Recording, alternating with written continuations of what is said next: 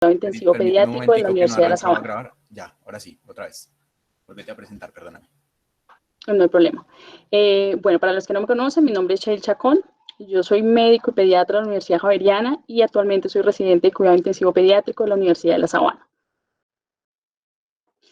Vamos a ver un poquito del contenido que vamos a ir tocando a lo largo de la charla. Primero, unas generalidades muy cortas. Segundo, la anatomía. Tercero, la fisiopatología. Cuarto, vamos a hablar un poquito de la ecuación de movimiento, que es clave para poder entender algo del tratamiento. Quinto, los determinantes de la hipoxemia y la hipercapnia. Sexto, las estrategias de tratamiento. Y séptimo, las conclusiones de la charla. Hablemos un poquito de las generalidades de la patología obstructiva. ¿Qué son las patologías obstructivas? Definitivamente las patologías obstructivas son todas aquellas enfermedades que nos limitan el flujo aéreo durante la aspiración como consecuencia de un estrechamiento de la vía aérea. Y por ende, sus manifestaciones clínicas siempre va a ser un aumento de la resistencia de la misma. Tenemos dos patologías clásicas en pediatría que tienen que ver con patologías obstructivas y la primera de estas es la bronquiolitis y la segunda viene siendo el asma. Ahora, es muy importante saber el porqué y el porqué de esta charla. Si nosotros tenemos en cuenta, el asma viene siendo la patología crónica más importante en pediatría, dependiendo de los artículos que tú busques o de los papers, aproximadamente el 9.1% de la población pediátrica va a sufrir en algún momento de crisis asmática, y de esas personas, de ese 9.1%, hasta el 60% va a tener alguna clase de ingreso anual a una unidad de urgencias. Estas personas que consultan a la unidad de urgencias, el 4% ingresarán a un manejo en la unidad de cuidados intensivos, y de estos pacientes que ingresan a la unidad de cuidados intensivos, hasta el 6% van a requerir ventilación invasiva. Cuando nosotros tenemos un niño con ventilación invasiva en el contexto de un paciente con patología broncoconstrictiva, aproximadamente va a durar 3 días intubados. Ese fue el promedio que encontramos en la revisión que hicimos. Ahora, no solo esto es importante, sino que estos niños que van a terminar intubados, este 6% que va a terminar intubados, el 12% van a ser complicaciones, y la complicación más frecuente que nosotros vamos a encontrar es la infección bacteriana con neumonía. Ahora, ¿cuál es la situación actual de la bronquiolitis? Si nosotros nos damos cuenta, en este artículo realizado por más de 11 unidades de cuidado intensivo en Canadá, nos dice que aproximadamente la estancia intrahospitalaria de un paciente que curse con bronquiolitis es de 2 a 11 días. Pero lo más importante es que de todos estos pacientes, entre un 2 a un 12% van a ingresar nuevamente a la unidad de cuidados intensivos, y de estos, entre un 6 a un 8% van a requerir intubación orotraqueal. De igual manera, como ya lo habíamos mostrado anteriormente, estos pacientes que van a necesitar intubación, pues la gran mayoría, casi el doble, van a necesitar cubrimiento antibiótico por alguna clase de complicación o por alguna clase de coinfección. Hablemos un poquito de la anatomía. Esto es un punto clave en los pacientes pediátricos. Ahora, la anatomía del paciente pediátrico es totalmente diferente a la anatomía de un paciente adulto. Recordar un poquito que nosotros tenemos 23 generaciones de bronquiolos. De esas 23 generaciones, las primeras 10 generaciones van a tener cartílago. Dentro de las generaciones de la 11 a la 16 va a ser llamado lo que todos nosotros llamamos una vía aérea de conducción, y se caracteriza porque es una vía aérea que no permite un intercambio gaseoso. Esta vía aérea depende de la presión negativa que nosotros vamos a aplicarle a la caja torácica. Y finalmente, pues de las generaciones 17 a la generación 23, nosotros vamos a tener el intercambio gaseoso. Ahora, si nosotros comparamos la anatomía de los pacientes pediátricos con respecto a la anatomía de los pacientes adultos, pues básicamente tenemos una vía traqueobronquial que es mucho más pequeña. Es una vía que está en crecimiento durante los primeros 8 años, e inclusive desde edades muy pequeñas hasta los 8 años podemos tener un crecimiento de más del 300%. Tenemos menor desarrollo de cartílagos, tenemos más glándulas mucosas, tenemos unas fibras musculares circulares que tienen un menor tono y por ende se van a colapsar más fácil. Adicionalmente, la ventilación colateral por los poros de Kohn y el tejido elástico pues hace que esta vía aérea sea muy complaciente. Finalmente, todas estas características anteriores que les hemos nombrado nos van a llevar a un colapso dinámico de la vía aérea. Hablemos un poquito de la fisiopatología. Hablemos de la fisiopatología del asma y después nos vamos a referir un poquito a la fisiopatología de la bronquiolitis. La fisiopatología del asma tiene 3 ítems que son supremamente importantes. El primer ítem de estos es la resistencia, el segundo es la inflamación y el tercero es la hiperinsuflación. Tenemos que partir de la primicia de que la vía aérea de los niños tiene un menor diámetro que la vía aérea de los adultos. A partir de esto, la modificación de factores muy específicos, que hablemos de radio, resistencia o de densidad de la sustancia que va pasando a través de ese tubo, pues nos van a generar cambios en esa resistencia del flujo. Para eso tenemos que mirar un poquito la ley de Poiseuille. ¿Qué dice la ley de Poiseuille? Definitivamente la resistencia al flujo de cualquier sustancia que pasemos a través de un tubo va a depender de la densidad. Cuando nosotros hablamos de la densidad, hacemos referencia al número de Reynolds. Si recordamos un poquito el número de Reynolds, a partir de 4000, pues son sustancias que son demasiado densas y esta densidad nos va a generar cierta resistencia. La longitud del tubo también, entre más largo tengamos un tubo y necesitemos pasar una sustancia a través de ese tubo, pues va a generar más resistencia y definitivamente el radio pues viene siendo el ítem predominante en esta ecuación. ¿Por qué? Porque se ha visto que si yo disminuyo el radio a la mitad, más o menos el aumento de la resistencia va a ser 16 veces en ese sistema que yo estoy aplicando esta ecuación. Ahora, en los niños esto es supremamente importante porque si estamos hablando del asma, que es una patología que básicamente me produce broncoobstrucción e hipersecreción, definitivamente el radio me va a disminuir y al disminuir me va a aumentar significativamente la resistencia de este sistema. A mayor resistencia vamos a tener un menor flujo. Si nosotros tenemos un menor flujo, necesitamos presiones o deltas de presiones mucho más altas para poder generar el movimiento de ese flujo y finalmente pues esto se va a traducir en un aumento de las picos en el ventilador. El segundo punto que quería tocar acá son las divisiones. Como ya vimos en una diapositiva anterior, nosotros tenemos aproximadamente 23 generaciones o 23 divisiones en ese árbol bronquial. A partir de cada división, nosotros vamos a tener un flujo o el flujo que se pegue en esa división se va a volver turbulento y por ende, esto es un segundo punto que deberíamos tener en cuenta cuando midamos la resistencia. Hablemos del segundo ítem. El segundo ítem hace referencia a la remodelación y el edema de la vía aérea. Cuando nosotros hablamos de remodelación y el edema de la vía aérea, hacemos énfasis o está caracterizado porque tenemos una neovascularización de la vía aérea, tenemos una hiperplasia del músculo liso, tenemos una hiperplasia de la lámina propia y finalmente una hipertrofia de la glándula mucosa. Porque, digamos que todos se preguntarán por qué esto es importante. Hay un concepto que me gustaría resaltar que se ve en esta imagen. Cuando nosotros hablamos de vías aéreas distales y hablamos de que tenemos remodelación de toda la vía aérea como tal, la vía aérea distal está interconectada. Los diferentes bronquiolos están interconectados a través del parénquima pulmonar.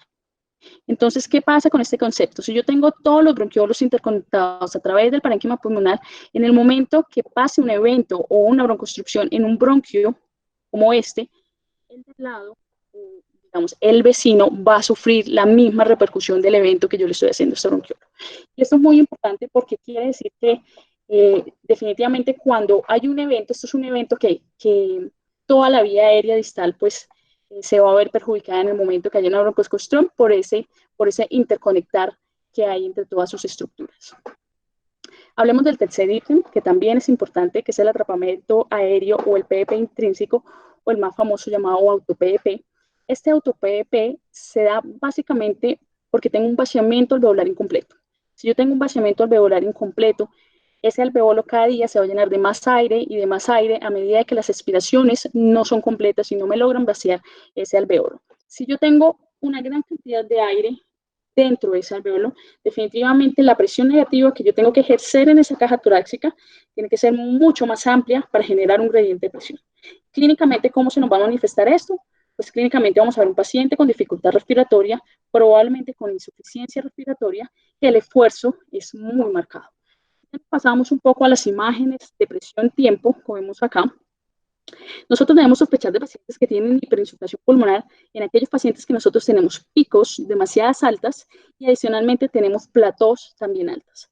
Esta imagen es muy bonita porque nos habla que la pico nos sugiere un componente resistivo de la vía aérea y la plató me sugiere un componente de hiperinsuflación de la vía aérea. Hablemos un poquito de la fisiopatología de la bronquiolitis, aunque son patologías, digamos, clínicamente muy parecidas, definitivamente su fisiopatología es diferente. Cuando hablamos de bronquiolitis, hablamos de una replicación intracelular del virus, la cual nos va a generar un edema, una inflamación y finalmente una necrosis celular. Esa necrosis celular se va a ver traducida en una generación de detritos celulares que en conjunto con la alteración de la superficie ciliar nos va a llevar a una obstrucción bronquial al flujo pulmonar. Hablemos un poquito de la ecuación de movimiento. ¿Qué es la ecuación de movimiento? Entonces, la ecuación de movimiento sencillamente es una descripción matemática de la presión necesaria o requerida por la vía aérea para generar la insuflación pulmonar. Esta insuflación pulmonar se basa a partir de un gradiente de presiones que me permite que haya un movimiento con flujo. ¿Y por qué es importante esta ecuación de movimiento? Esta ecuación de movimiento es muy importante porque es que nos habla de que nosotros tenemos que vencer una resistencia de la vía aérea y tenemos que vencer un componente elástico, pulmonar y torácico para generar un movimiento de ese flujo.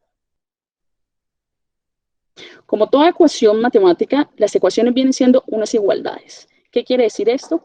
El componente que yo tengo en la parte izquierda, que en este caso sería la presión total derivada de la presión que me genera el ventilador y la presión que me generan mis músculos, tiene que ser igual a todos los factores que yo voy a vencer con esa presión.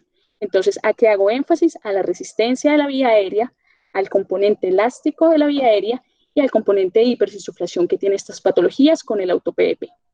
Si nosotros desmenuzamos un poquito esta ecuación de movimiento, tenemos un ítem que es este, que es volumen sobre distensibilidad. Cuando nosotros hablamos de volumen sobre distensibilidad, estamos hablando de un concepto que se llama el driving pressure.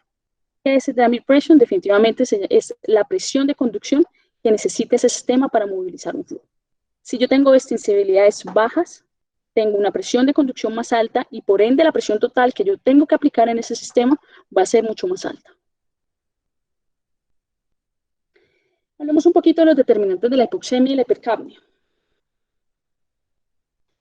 Fundamental el concepto de ventilación-perfusión. Este concepto de ventilación-perfusión tiene dos determinantes. Uno, el aire que me entra a los alveolos, que viene siendo la ventilación, y el segundo componente que viene siendo el flujo sanguíneo de esas unidades alveolares, que viene siendo la perfusión.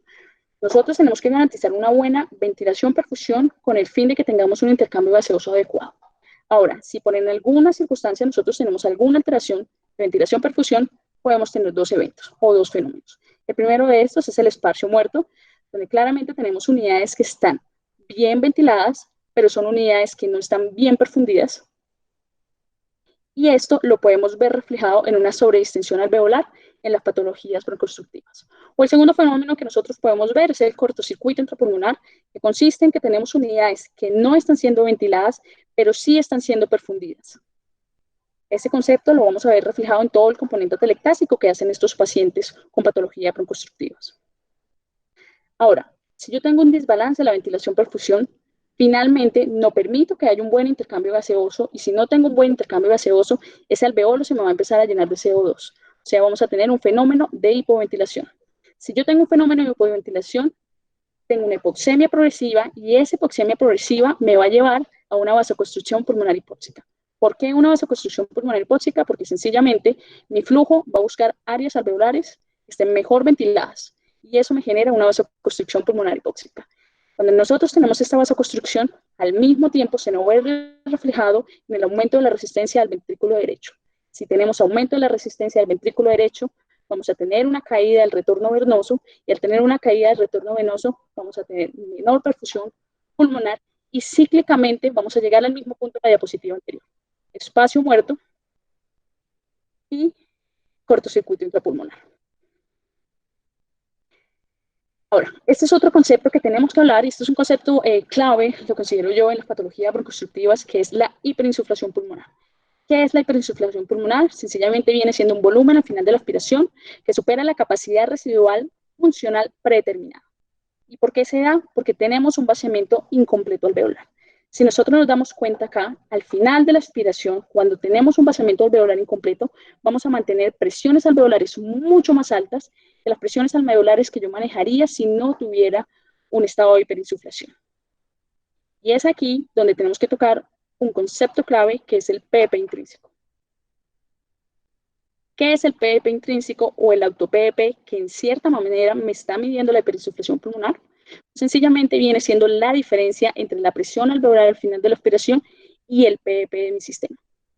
Ahora, en estas dos gráficas las puse con el propósito de mostrarles que cuando nosotros tenemos hiperinsuflación pulmonar, realmente tenemos una capacidad pulmonar total que se aumenta gracias o a costa de un aumento del volumen residual y un volumen de reserva expiratoria. ¿Y cómo nosotros lo vamos a ver en el ventilador? Cuando nos vamos a las gráficas de flujo-tiempo y nos damos cuenta que el flujo expiratorio no llega a la línea de base. En ese momento nosotros podemos hacer una sospecha de que hay un auto-PVP en nuestro sistema ventilatorio y que hay un fenómeno de hiperinsuflación pulmonar. Ahora, ¿cómo medir la hiperinsuflación pulmonar?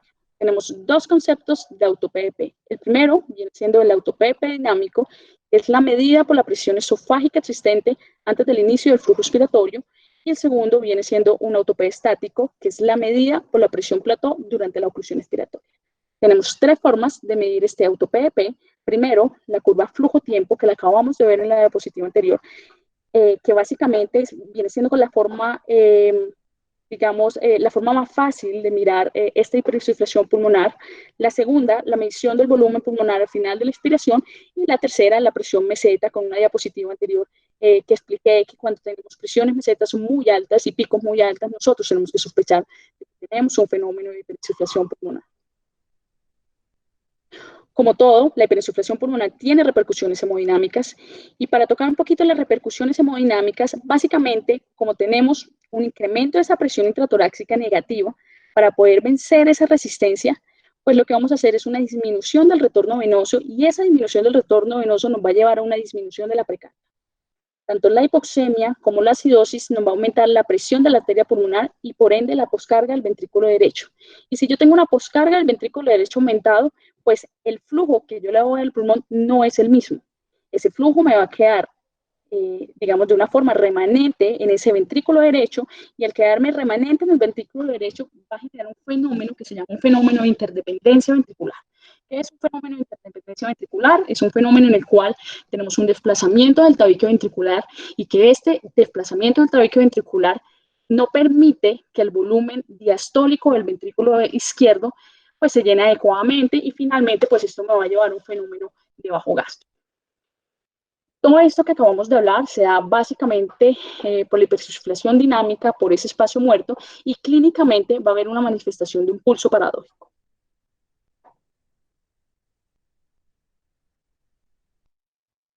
Vamos a ver otro concepto que también es importante, que es el auto-PVP inadvertido.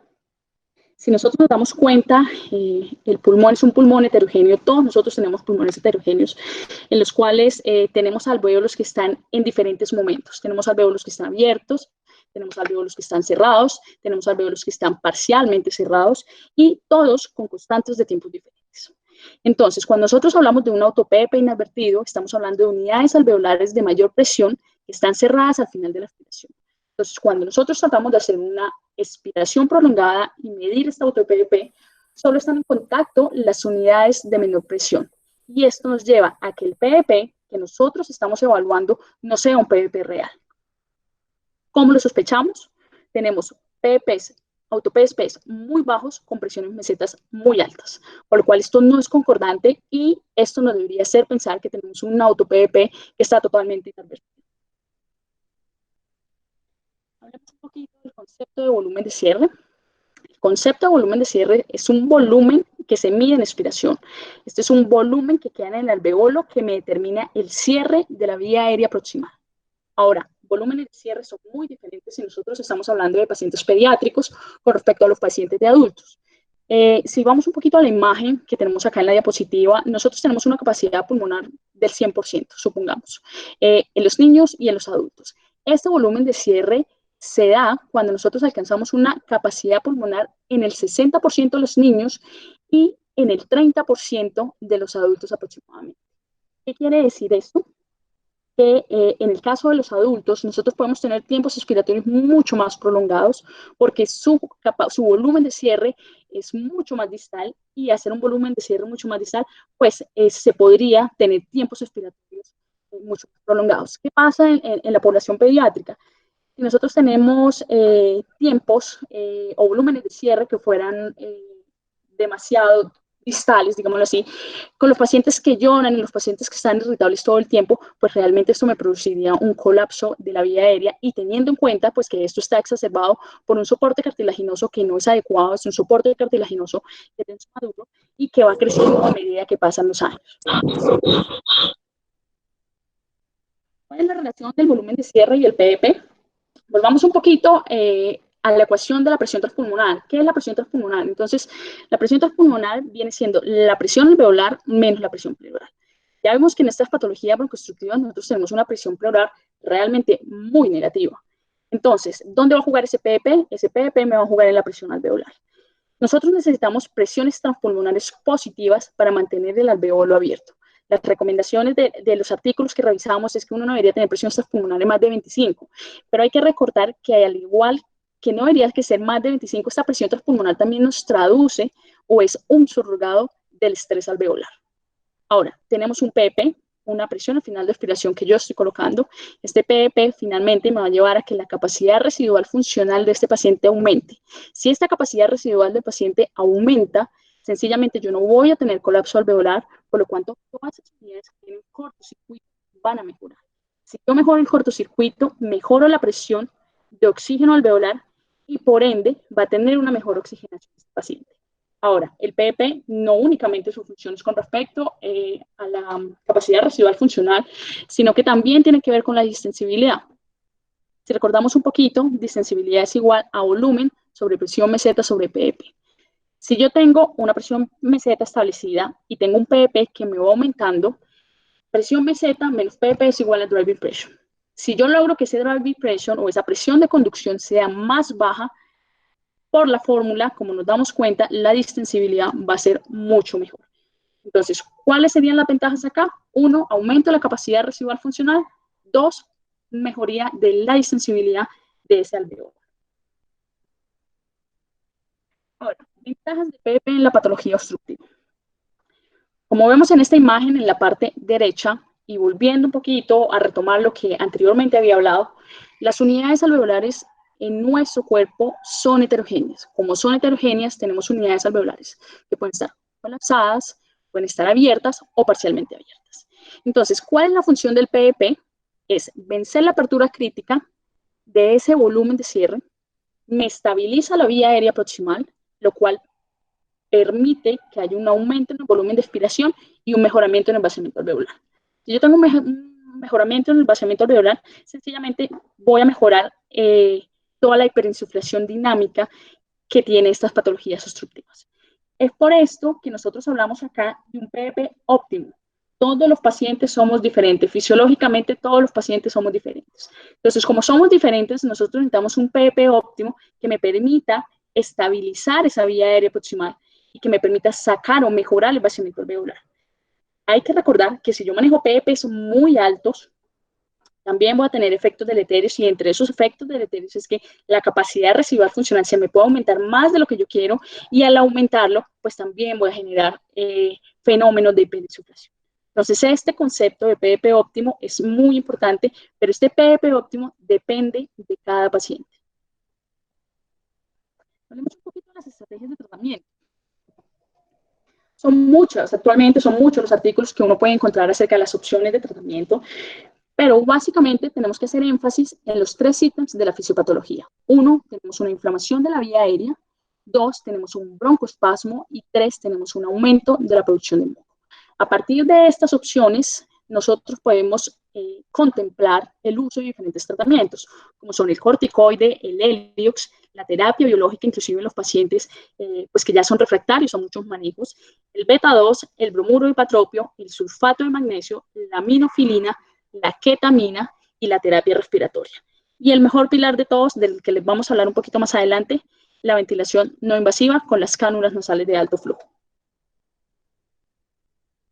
Ahora, ventilación mecánica no invasiva es la elección en estos pacientes.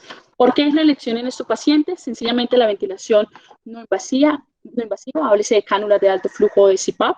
Estamos hablando de que nos reduce el trabajo respiratorio, definitivamente nos produce una humidificación del gas que a su vez esto nos contribuye a que haya un descenso de la resistencia, nos barra el espacio muerto, nos aumenta la capacidad residual funcional, las presiones transmurales izquierdas disminuyen gracias a esa presión positiva que yo le estoy dando a la vía aérea y definitivamente me mejora la oxigenación.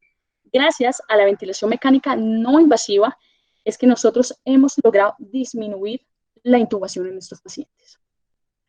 Este video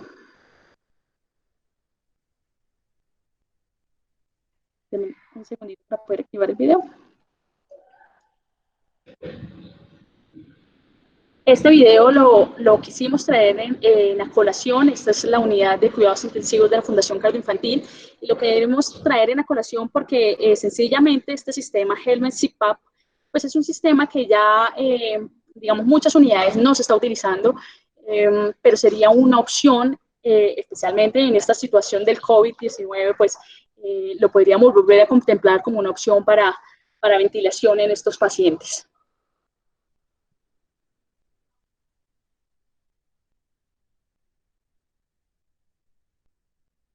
Ahora, cuando definitivamente la ventilación no invasiva falla, ¿sí? Ahí entra un pilar fundamental que ya a medida que pasa el tiempo hemos tratado de que se utilice menos, y en este caso sería la ventilación mecánica invasiva. Definitivamente la primera indicación de la ventilación mecánica invasiva es que tengamos un fracaso de la ventilación mecánica no invasiva. Asimismo, las acidosis metabólicas persistentes, resistentes a manejo, el deterioro del patrón respiratorio con una fatiga franca muscular, la hipoxemia, la hipercapnia severa que sea refractaria a manejo, y pues claramente el paro cardiorrespiratorio sería una de las indicaciones para poder adaptar la ventilación mecánica invasiva. Estas son las recomendaciones del consenso pediátrico para ventilaciones. Entonces, tenemos que mirar estas gráficas de abajo para arriba. Entonces, en patología obstructiva, yo puedo tener una patología obstructiva que puede ser leve, moderada, severa. Si yo tengo patologías obstructivas que son leve a moderado, lo primero que yo debería contemplar es el uso de ventilación no invasiva. Háblese de CPAP o háblese de cánula nasal de alto flujo. Si yo tengo un paciente que me progresa y me falla a la ventilación no invasiva, yo debería contemplar la ventilación invasiva. Para estos pacientes, o la recomendación que da el consenso para los pacientes que deben ser llevados a ventilación invasiva, es manejar volúmenes entre 5 a 7 mililitros por kilo, que para ellos serían bajos volúmenes, manejar platós que no superen 30, el valor de 30, un driving pressure que ellos lo sugieren como no mayor de 10, y un PP óptimo dependiendo del paciente. Ahora, tenemos que manejar relaciones fisiológicas de 1 a 2. Es preferible bajar las frecuencias respiratorias en estos pacientes que aumentar los tiempos respiratorios, lo cual pues lo vamos a discutir más adelante. Y lo otro que nos recomienda el consenso es que realmente un modo ventilatorio establecido, la recomendación de un modo, ya sea presión o control, pues realmente no hay suficiente evidencia para hacer la recomendación. Ya en pacientes que tengan trastornos de la oxigenación severo, debemos contemplar el bloqueo neuromuscular como una opción de tratamiento también. Y bueno, el concepto de hipercapnia permisiva es un concepto muy debatido. La hipercapnia permisiva viene siendo una estrategia ventilatoria en la cual me permite un aumento del CO2 sin superar unos pH menores de 7.2. ¿Con qué fin se da la hipercapnia permisiva? La hipercapnia permisiva se da con el fin de que minimicemos un poco el daño alveolar en relación a la ventilación mecánica. ¿Cuáles son las ventajas de la hipercapnia permisiva? En la revisión que hicimos, realmente ellos tocan un punto supremamente importante, que es la regulación de la inflamación de esa vía aérea. Se ha visto que estas hipercapnias permisivas permiten de que haya una reducción de la apoptosis, permiten que haya menor estrés oxidativo, y que, bueno, factores como el factor de necrosis kappa beta, que es responsable de muchas de estas cascadas de la inflamación, pues no se produzca. Otra ventaja que tendría la hipercapnia permisiva es que me mejora la distensibilidad alveolar, y cómo me la mejora, está escrito de que esta hipercapnia mejora la producción de surfactante pulmonar, y a partir de esto es que tenemos mejores distensibilidades en los alveolos. Y el tercer punto clave de esta hipercapnia permisiva es que el estímulo simpático adrenérgico que produce el aumento de CO2. Entonces, este estímulo simpático adrenérgico me mejora la emiotropía y me mejora la contractilidad, lo cual me permite que haya un mejor gasto cardíaco. Hay que prender las alarmas, las hipercapnias permisivas en pacientes que tengan aumento de la presión intracraneal y pacientes que tengan alteraciones hemodinámicas con soporte inotrópico no son adecuadas. Hablemos ya, para cerrar nuestra charla de patologías obstructivas y ventilación. Hablemos de las conclusiones y lo que nos puede dejar esta charla. Entonces, la patologías obstructivas son frecuentes y graves y requieren un manejo multidisciplinario integral. La evidencia es reducida, pero es una evidencia que en este momento está en construcción y definitivamente nosotros tenemos que analizar cada paciente de una forma individualizada para saber qué tratamiento aplicar.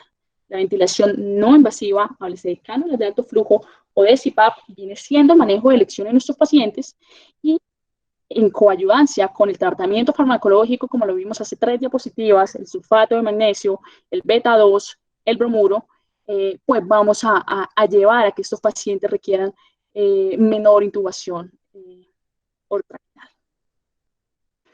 Bueno, muchísimas gracias. Esta es una fotico de todo el equipo de la Universidad de La Sabana, dirigido por el profe Fernández, dirigido por el profe Mulet, por la doctora Lorena. Bueno, mi compañera Fellow, que es la que durante estos 3 meses pues ha caminado al lado mío. Muchísimas gracias a todos por la atención y muchas gracias por estar conectados a esta charla. Shail, muchísimas gracias por tu presentación. Creo que la sacaste del estadio, muy completa, muy llena de detalles fisiológicos, cosas importantes. Creo que cubriste todas las recomendaciones que hicieron tus profesores de la presentación cuando la revisamos. Entonces creo que es el momento para que, en aras del tiempo, quisiera empezar a oír a todos los profesores y a todas las personas que tienen alguna experiencia o que quisieran opinar. Jaime pidió la palabra de primeras, entonces inicia Jaime. Gracias, Pablito. Yo quiero decir varias cosas. La primera, felicitar a Shail, como dice Pablito, la sacaste del estadio, una excelente presentación de la fisiología de la patología obstructiva y su asociación con ventilación mecánica. Resumir eso en 30 minutos no es fácil. Y quiero también pues dar la bienvenida a las personas que nos están acompañando. Por ahí veo a Juanjo, del año 2008, cuando tuve la oportunidad de estar con él allá en Madrid, y cuando hace 2 años no lo veía, y me alegra ver que no le pasan los años. Veo a Janina por ahí de Dominicana, nuestro amigo Roberto, tan querido aquí en Colombia, pues de la Argentina, en fin, a todos, y que, digamos, contextualizarlo un poquito.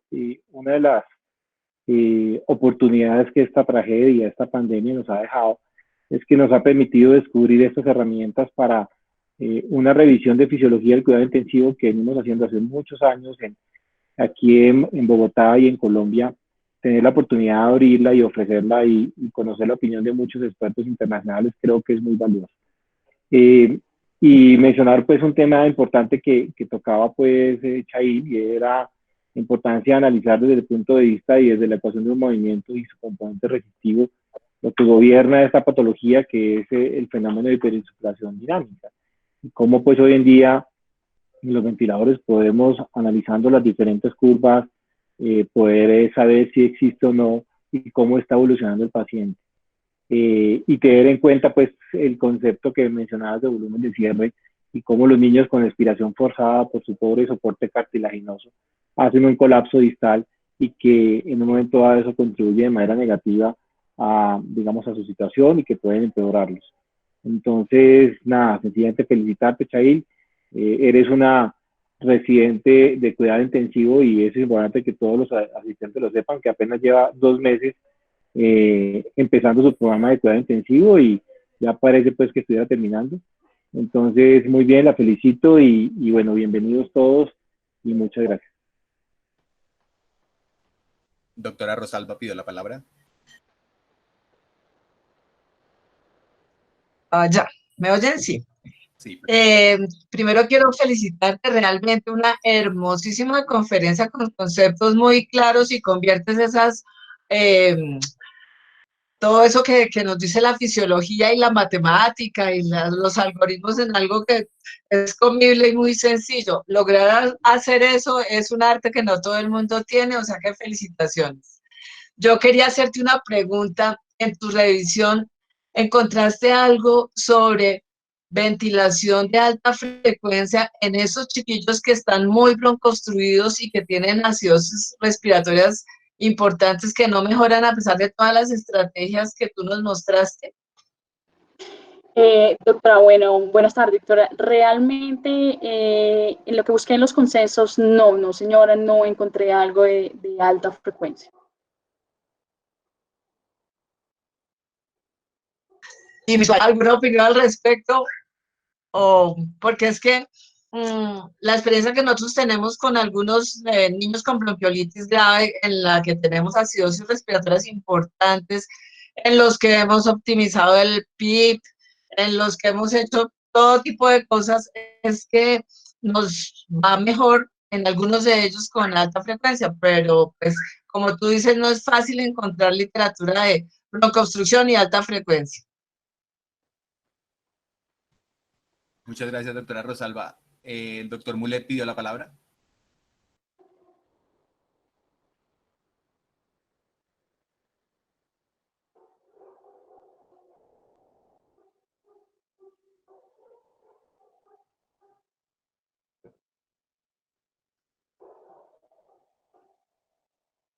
Doctor Mulet. Creo que no tiene micrófono activado, de pronto.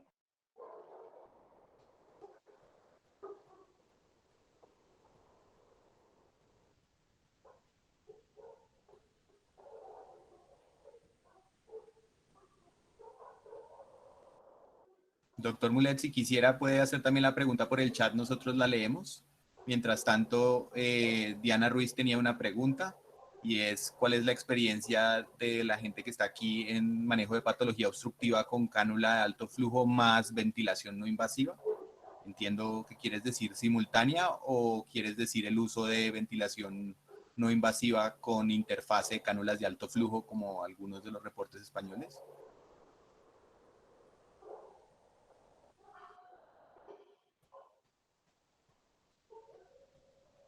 Pues realmente yo no tengo ninguna experiencia, no tenemos cómo conectar las cánulas de alto flujo a ventilación no invasiva muchas veces. Sé que hay una experiencia escrita en España. No sé si alguien aquí ha tenido experiencia en utilizar la interfase de la cánula de alto flujo en ventilación no invasiva.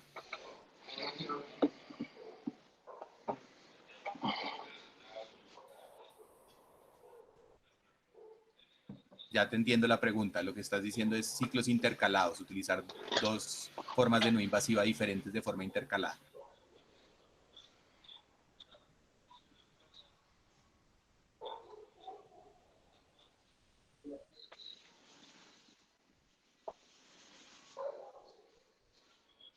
Doctor Mulet, ¿quiere hacer su intervención? Gracias, Pablo.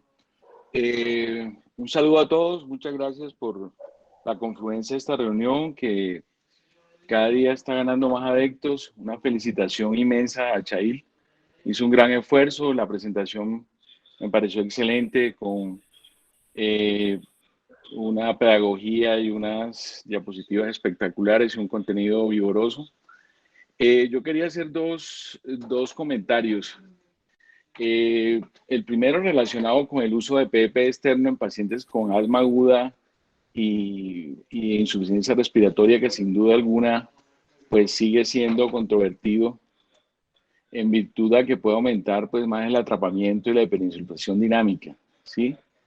Hay otra corriente de autores que recomienda el uso de PEP extrínseco para que coincida con el autopip, con el ánimo de minimizar la aparición de atelectasias y ayudar a mantener las vías respiratorias permeables. Y eso pues también facilita el aclaramiento mucoso. Pero yo pienso que en la práctica diaria de pronto pues tocaría balancear los efectos benéficos y negativos del PEP externo, sobre todo en estos pacientes. Y la cosa se complica mucho más cuando tenemos pacientes que no tienen un patrón, digamos, obstructivo puro, sino más bien mixto.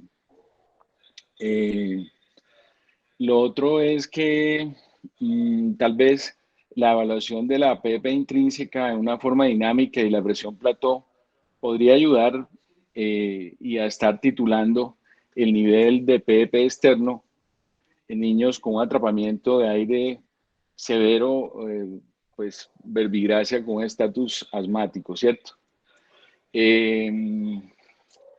Y una cuña, pues revisando ahí como que había salido de nuevo en relación a bronquiolitis, que es un tema también muy, muy relevante. Pues ahí encontré un artículo que yo creo que deberíamos de pronto todos revisar, que es mecanismos respiratorios en niños con bronquiolitis severa, de Pablo Cruces y Sebastián González, que es digamos, es un estudio publicado en 2017 donde hace un análisis de la mecánica respiratoria durante la ventilación mecánica en 16 niños. Es una corte que es pequeña, pero creo que de pronto el grupo de fellow y los que nos interesa el tema, de pronto podríamos eventualmente enriquecernos con la revisión. Es bien interesante.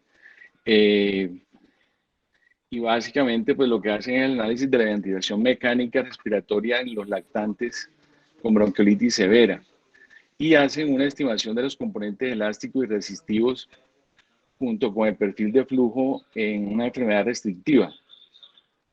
Es interesante porque cambia de pronto un paradigma en relación a que toda la carga de trabajo pues es en virtud de la resistencia a la vía aérea periférica, y de pronto ese es un paradigma que va a ir cambiando. Muchas gracias, Pablo, y un saludo a todos. Profe, muchas gracias. Juan Camilo Jaramillo pidió la palabra. Sí, gracias, Pablo. Quería hacer un comentario respecto a la pregunta que hizo Diana Ruiz de intercalar alto flujo con cánula, perdón, con ventilación no invasiva. Específicamente en enfermedad obstructiva no lo hemos usado, pero es una estrategia que uno ve referida en el destete de pacientes muy crónicos o con desacondicionamiento. No hay una evidencia muy fuerte al respecto, pero sobre todo en aquellos pacientes en los cuales usted quiere evitar que con las diferentes interfaces se den zonas de presión y puede ir intercalando esos dos sistemas, pero en la enfermedad obstructiva como tal no lo hacemos y no le veo pues como un sustento muy claro al respecto. De nuevo, muchas gracias por la invitación, que cada vez veo se amplía más. Muchas gracias, Juan Camilo. El doctor Jaime volvió a pedir la palabra. Sí, yo quería, pues no, alineado con Juan Camilo, no conozco soporte de evidencia suficiente para intercalar esas dos cosas. Valdría la pena que si no lo hay, pues se construya. Pero no, quiero es hacer una invitación y aprovechar que tenemos presentes acá a Juanjo desde Madrid y a Roberto desde Argentina, que nos comparta un poquito la experiencia. Entonces, escucharlo, Roberto, me maneja esas patologías, ¿cómo lo hacen, hermano? Gracias.